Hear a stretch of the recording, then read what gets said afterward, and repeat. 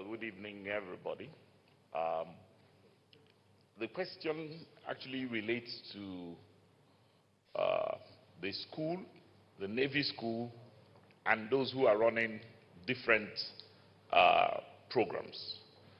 The programs, whether they are a French curriculum or an international curriculum, are not necessarily asked to regulate at the moment. We can't stop or move everybody back to school because French people are back in school or that they are running a program. If you listened to the words of the chairman of the PTF, we have taken these decisions to protect Nigerian lives.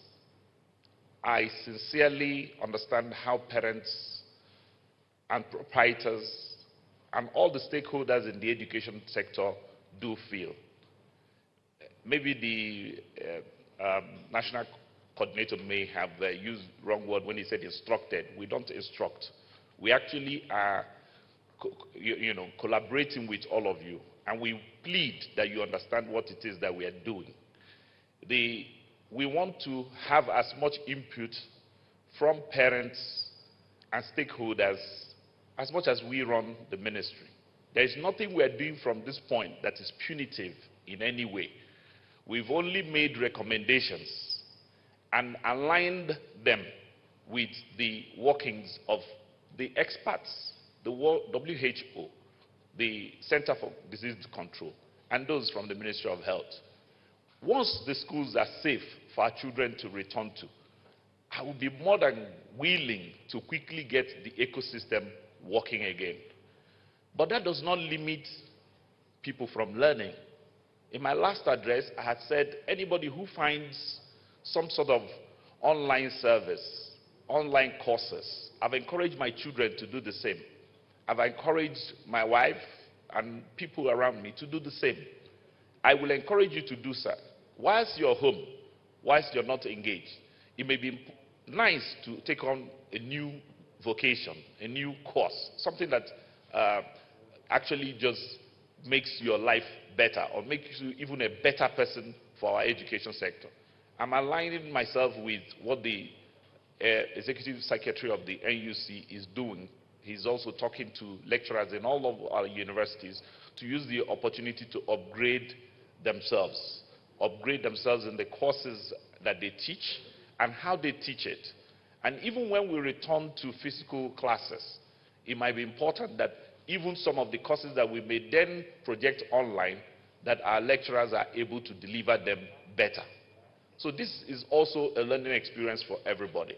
So the disparity that exists between different college systems will not stampede us into taking decisions that are not fervent for our people. And that's the same thing I will advise in respect of the military school or the Navy school in Delta. If indeed the Navy is running such a program, they must be encouraged. It is not against us. But it's still within the ambit of what is available there. Is it possible for students to go? When you say go to school, we're not just talking about children get into a classroom and go home. That means the entire transport sector needs to be open. We have to have a way of getting our teachers even to class. We want to be sure that teachers can take their books home and mark it, believing that they are not taking COVID home to their own children. There's a lot. Teachers want to know if somebody comes to school and his temperature or her temperature is high, what will happen? If she or he loses class time, what will happen? There are a lot of questions around this. So we can't take one item off the shelf and suddenly decide that maybe go get it just because we say we can.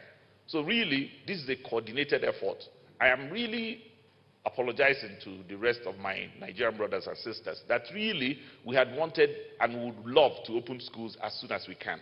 But this is the 1st of June, and the numbers from the experts are not telling us to do so. As soon as they tell us to do so, we will gladly open. Thank you very much.